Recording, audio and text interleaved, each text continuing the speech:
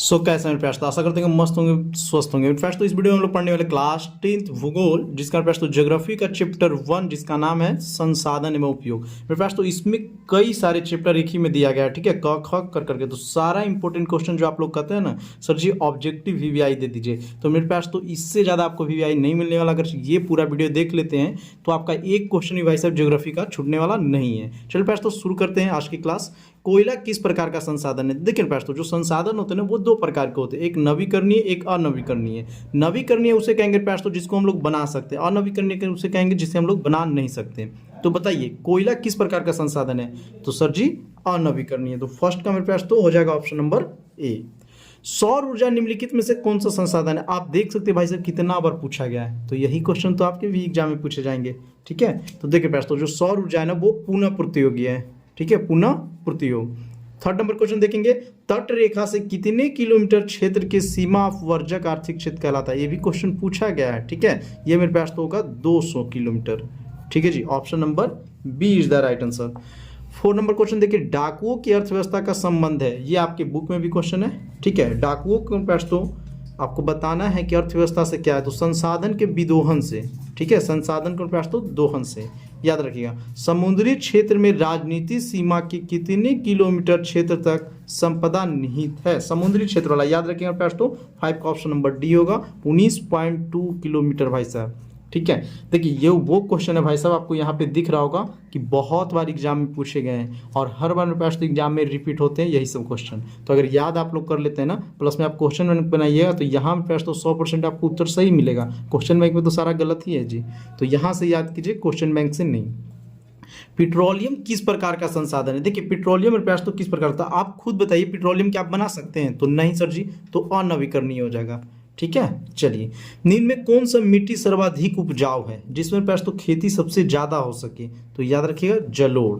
बहुत अच्छा। काली मृदा का दूसरा नाम देखिए 13 में पूछा गया, 11 में पूछा गया, 15 में पूछा गया, 17 में पूछा गया, 19 में पूछा गया है, तो हो सकता है पास तो कि इस बार 2025 में ही पूछ ले। तो याद रखिएगा रेगुर मृदा। 8 का पास तो ऑप्शन नंबर बी होगा। मरुस्थलीय मृदा का विस्तार निम्न में से कहाँ है? मरुस्थलीय के लिए जाना जाता है भाई साहब, फेमस है राजस्थान। चलिए प्रयास तो आगे देखेंगे, सुपानी कृषि किस राज्य में प्रचलित है? सुपानी कृषि में प्रयास तो किस राज्य में प्रचलित है?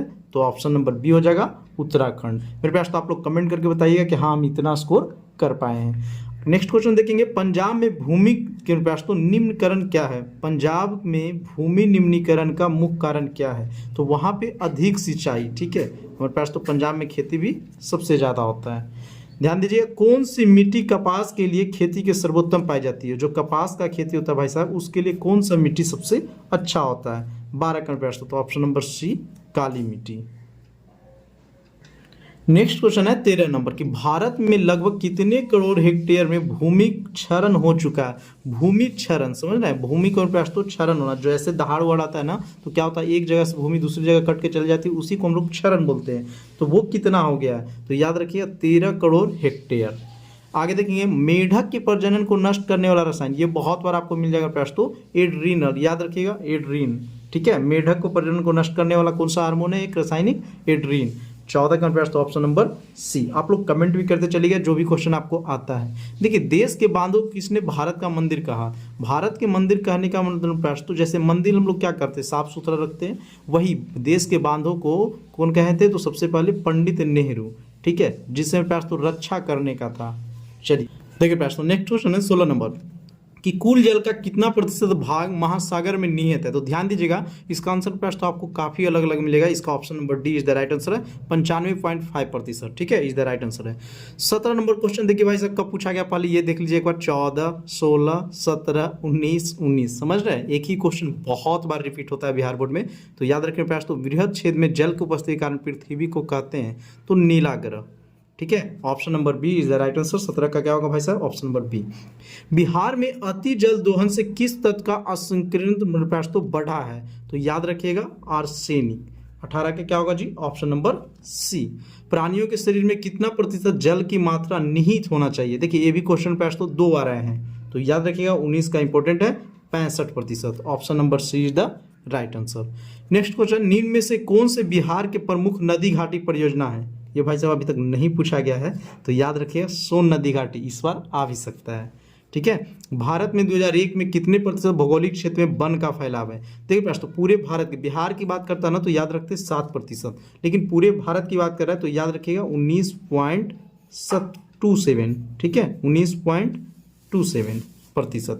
चलिए देखिए प्रश्न 23, नेक्स्ट क्वेश्चन कि वनस्पति रिपोर्ट 2005 के अनुसार भारत के वन का विस्तार कितना था? ठीक है, तो याद रखिएगा 20.60% भौगोलिक क्षेत्र। 24 नंबर क्वेश्चन देखेंगे, बिहार में कितने प्रतिशत भौगोलिक क्षेत्र में वन का फैलाव था? यही बात तो किए थे वहां पे, तो प्रश्न देखिए यहाँ कितना हो गया 7.1, ठीक है, याद रखिएगा 7.1 हो जाएगा। नेक्स्ट क्वेश्चन, पूर्वोत्तर राज्य के 188 आदिवासी जिलों में से देश में कुल कितने क्षेत्र पर कितना प्रतिशत वन है? पूर्वोत्तर राज्य में प्रश्न 188 आदिवासी जिले हैं जिनमें से कितना क्षेत्र में वन का विस्तार है? तो 25 का प्रश्न option number D 60.11। Next question भाई सर देखिए प्रश्न तो 26 नंबर, भारत के किस राज्य में वन का सबसे अधिक विस्तार है? तो याद रखिएगा मध्य प्रदेश, ठीक है। वन संरक्षण एवं प्रबंधन के दृष्टि से वनों को वर्गीकृत कितने भागों में किया गया है? यानी मेरे पास तो बांटा कितने भागों में किया गया है? तो 3 वर्गों में, ठीक है जी, ऑप्शन नंबर बी हो जाएगा। 2011 के जनगणना के अनुसार भारत की आबादी कितनी थी? 2011 के जनगणना प्रयास, तो जनगणना हमेशा 10 साल पे होते हैं, ठीक है, 10 साल के अंतराल पे जनगणना होता है, लेकिन इस बार तो कोरोना वायरस था तो नहीं हुआ प्रयास। तो 2011 के जनगणना के अनुसार भारत की आबादी कितना था? तो याद रखिएगा 121 करोड़।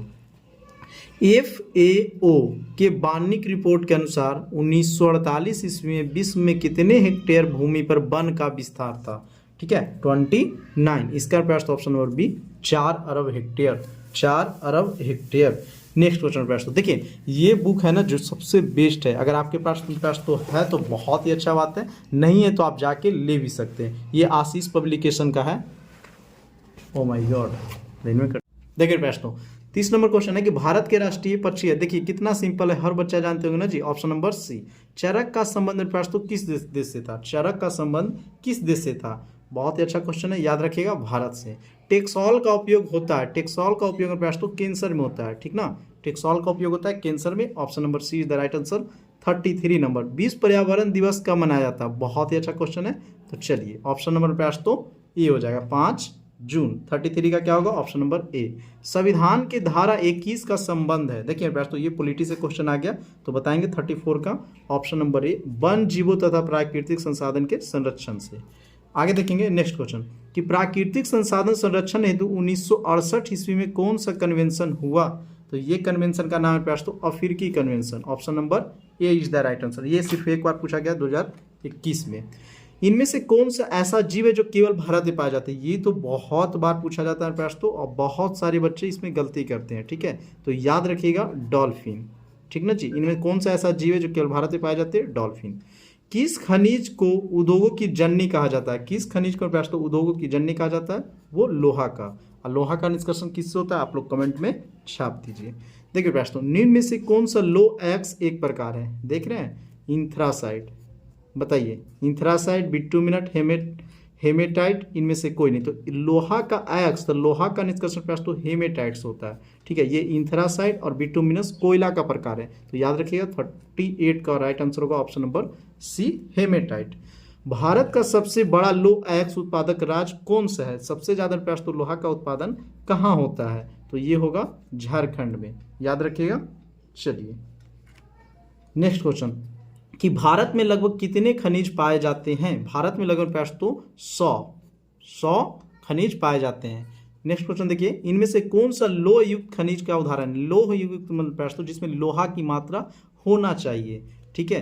तो देखिए चूना पत्थर इसमें नहीं होता, अभ्रक में नहीं होता, बॉक्साइट तो ये प्रश्न तो कोयला है, इसमें होगा, मैग्नीज में। नेक्स्ट क्वेश्चन, इनमें से कौन सा आधात्विक खनिज का उदाहरण है? आधात्विक खनिज का उदाहरण है 42, तो ये है अभ्रक। चलिए देखिए प्रश्न तो ऑब्जेक्टिव आप जितने ज़्यादा बार पढ़िएगा ना उतने ज़्यादा आपको याद होगा, ठीक है, तो बार बार पढ़ते जाइए। एक वीडियो में प्रश्न तो ये वीडियो को कम से कम 2-3 बार देखिएगा, आपको याद होते जाएगा। छत्तीसगढ़ भारत का कितना प्रतिशत लो एक्स उत्पादन करता है? तो ये 20%, ऑप्शन नंबर बी होगा। नेक्स्ट क्वेश्चन, मैग्नीज उत्पादन में प्रश्न तो भारत का विश्व में कौन सा स्थान है? मैग्नीज उत्पादन में भारत का कौन सा स्थान है? तृतीय है, ऑप्शन नंबर सी। एक टन इस्पात बनाने के लिए कितना मैग्नीज का उपयोग करते हैं? एक टन इस्पात बनाने में प्रयास तो कितना मैग्नीज का उपयोग करेंगे? 10 किलोग्राम का। ये क्वेश्चन इंपॉर्टेंट है, याद रखिए भाई साहब, ये पूछा जाएगा आपसे। उड़ीसा किस खनिज का सबसे बड़ा उत्पादन है? उड़ीसा में प्रयास तो सबसे ज़्यादा क्या होता है? याद रखिएगा, मैग्नीज। एल्युमिनियम बनाने के लिए किस खनिज की आवश्यकता पड़ती है? तो एल्युमिनियम का निष्कर्षण प्रयास तो बॉक्साइट से होता है। एल्युमिनियम का निष्कर्षण किससे होता है? बॉक्साइट से। और लोहा का निष्कर्षण हेमाटाइट से। तो याद रखिएगा, एल्युमिनियम का प्रयास तो बॉक्साइट। ऑप्शन नंबर डी हो जाएगा। देश में तांबे का कुल भंडार कितना है? 48। याद रखिएगा, 125 करोड़ टन। 49 नंबर प्रश्न, तो बिहार झारखंड के देश में कितने प्रतिशत अभ्रक उत्पादन होता है? ये देखिए, अभी तक क्वेश्चन नहीं पूछा गया, लेकिन फिर भी एक बार देख लीजिएगा, क्योंकि न्यू क्वेश्चन जब आएगा प्रश्न तो यही आएगा। सीमेंट उद्योग का सबसे प्रमुख कच्चा माल, ये तो भरल है जी, बहुत बार पूछा गया है और सभी बच्चे जानते भी होंगे। 50 का प्रश्न तो चूना पत्थर होगा। सीमेंट उद्योग का सबसे प्रमुख कच्चा माल क्या होगा? चूना पत्थर। नेक्स्ट क्वेश्चन, किस राज्य में खनिज तेल का विशाल भंडार है? देखिए, खनिज तेल की बात हो रही है तो तेल में प्रयास तो तीन जगह बनता है, ठीक है। एक असम हो गया, याद रखिएगा, तो इसका तो राइट आंसर क्या होगा? असम। फिर मुंबई रहे तो प्रयास तो मुंबई लगाइएगा, लेकिन यहाँ पे और कोई है नहीं। 51 का क्या होगा? Option number A. भारत में किस स्थान पर पहला परमाणु ऊर्जा स्टेशन स्थापित हुआ था? 52 बताइए प्रयास, तो इसका ऑप्शन नंबर डी, तारापुर, ठीक है जी। याद रखिए, ये कहाँ पाया जाता है? मुंबई में। कौन सा ऊर्जा स्रोत अनवीकरणीय है? सिंपल दिमाग में डाल लीजिए भाई साहब कि अनवीकरणीय उसे बोलते हैं प्रयास तो जिसे हम बना नहीं सकते हैं, ठीक है, जिसका प्रयास तो सीमित हो। तो बताइए, जल, सौर, कोयला, पवन। आपको बताना है कौन सा ऊर्जा स्रोत अनवीकरणीय है। 53, तो इसका प्रयास तो हो जाएगा कोयला। ध्यान दीजिएगा, प्राथमिक ऊर्जा का उदाहरण नहीं है, तो प्राथमिक ऊर्जा का उदाहरण नहीं है, ये विद्युत नहीं है, विद्युत में प्रयास तो नहीं होता है। ऊर्जा का गैर पारंपरिक स्रोत क्या है? याद रखिएगा, ऊर्जा का गैर पारंपरिक स्रोत क्या है? तो ये सौर ऊर्जा। गोंडवाना समूह कोयले का निर्माण हुआ था, ये मेरे पास तो एग्जाम के लिए मोस्ट वीवीआई क्वेश्चन है, 5 स्टार वाला क्वेश्चन है, याद रखिएगा, ठीक है। गोंडवाना समूह कोयले का निर्माण कब हुआ था? तो ये पास तो 20 करोड़ वर्ष पूर्व। भारत में कोयले के सर्व प्रमुख उत्पादक राज्य कौन है? भारत में पास तो सर्व प्रमुख उत्पादन राज्य कोयला का कौन है? तो याद रखिएगा पास तो झारखंड। आ गया, ये सर्वोत्तम कोयले के प्रकार कौन सा? देखिए, कोयला होते हैं ना जो 4 प्रकार का होता है, यहाँ पे दिया गया इंथ्रासाइट, पीट, लिग्नाइट, बिटुमिनस। तो सबसे अच्छा मेरे पास तो इंथ्रासाइट और सबसे खराब होता है पीट, ठीक ना। काहे अच्छा होता है जी? क्योंकि इसमें कार्बन की मात्रा मेरे पास तो अधिक पाई जाती है, जिसके कारण ऊष्मा अधिक उत्पन्न होता है, ठीक है। चलिए, मुंबई हाईवे क्यों प्रसिद्ध है? तो मुंबई हाईवे मेरे पास तो तेल शोधक कारखाना है, तो option number B is the right answer. Next question, भारत का प्रथम तेल शोधक कारखाना कहाँ है? प्रथम तेल शोधक कारखाना की बात किया तो याद रखिए असम का डिगबोई।